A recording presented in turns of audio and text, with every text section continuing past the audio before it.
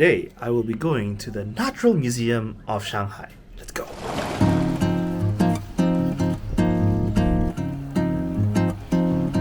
Hello.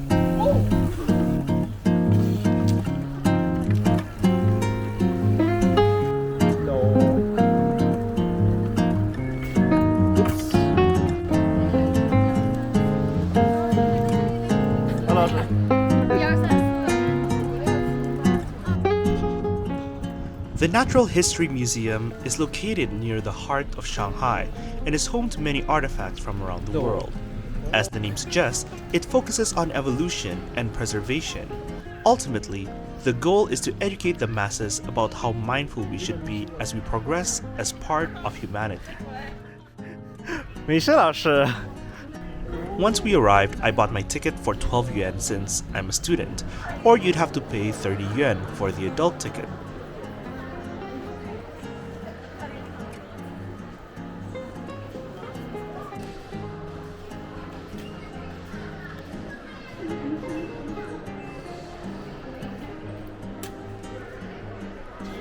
After scanning your ticket and walking through the gates, you are greeted with their first exhibition called Mysterious Beginnings.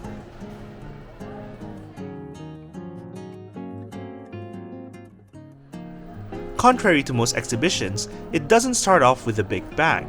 Instead, it showcases the beginning of human wisdom and intellect, highlighting the different inventions that propelled humanity to the modern age we live in today.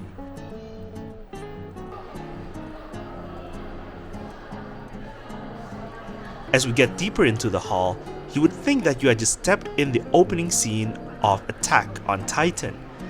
There were many giant, mostly to scale, replicas of animals that were both thought to be extinct and those that are not. Some of them were even alive. 哦，日本的，我觉得好吃，对不对？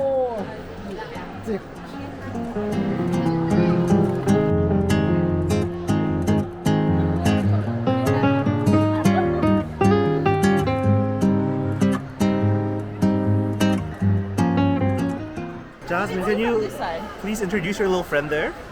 This is starfish. Uh-huh. And then I also have a little hermit crab. It's so cute. They're Wait, great. where? Is that are you sure that's a crab?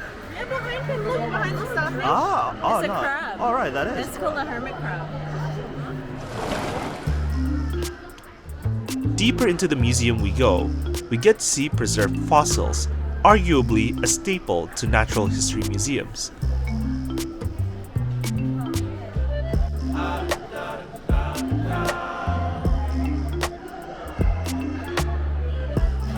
What's more interesting though is their expansive collection of dinosaur bones and other creatures of that era.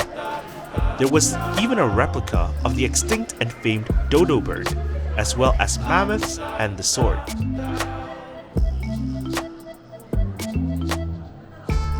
They also have an interesting section that focuses on the native species found in Shanghai.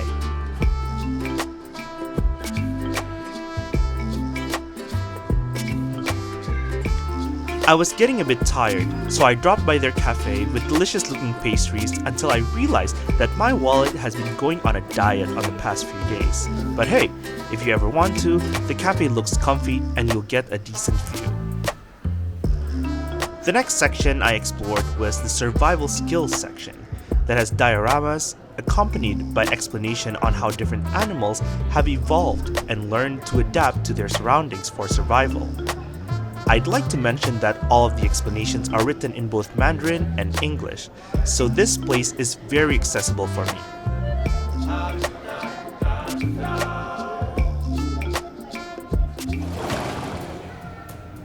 Then into the wilderness of Africa I go. As we all know, Africa is home to a diverse selection of animals and plants.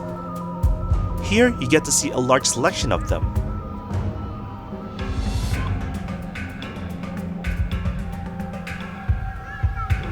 Once you exit the jungle, you are greeted with bear skins, butterflies, moose skulls, bird beaks, bird feet. All in all, it looked like a bunch of dismembered body parts that were meticulously organized to look aesthetically pleasing.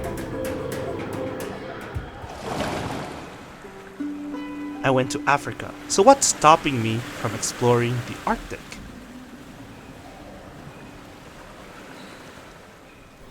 Last but not least, we have the geology section. If you're into rocks, this is gonna be interesting. As for me, not really. It is worth noting though that this museum also takes reservations for groups if they want to learn and simulate what it would be like to dig for fossils and clean them properly. So, what are my thoughts exactly? Well, I love it.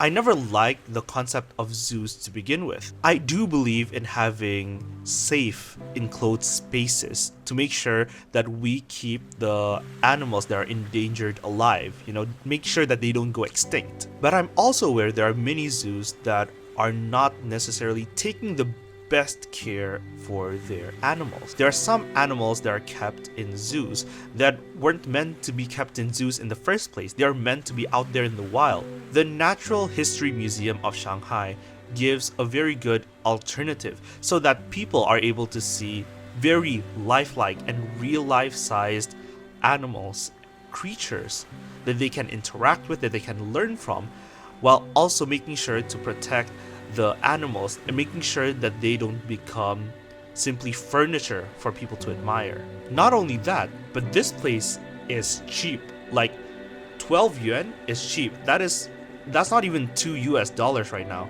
And even if you're not a student, it only costs about 30 yuan. This makes the museum very accessible, and I admit it is a great way for the government to educate them. It's a great opportunity for the government to teach to people, especially the younger kids. It's a great way to teach what our attitude should be towards plants, towards animals, towards all living beings, to make sure that our biodiversity don't suffer from our actions. Anyways, I had fun going, and I hope you guys had fun watching this as well. If you do enjoy it, please make sure to give it a like and subscribe. If you want to join my Instagram channel where we talk a bit more in depth about video ideas and what we can explore in Shanghai, you can go and click the link in the description below. So, where should I go next? Until then, bye-bye.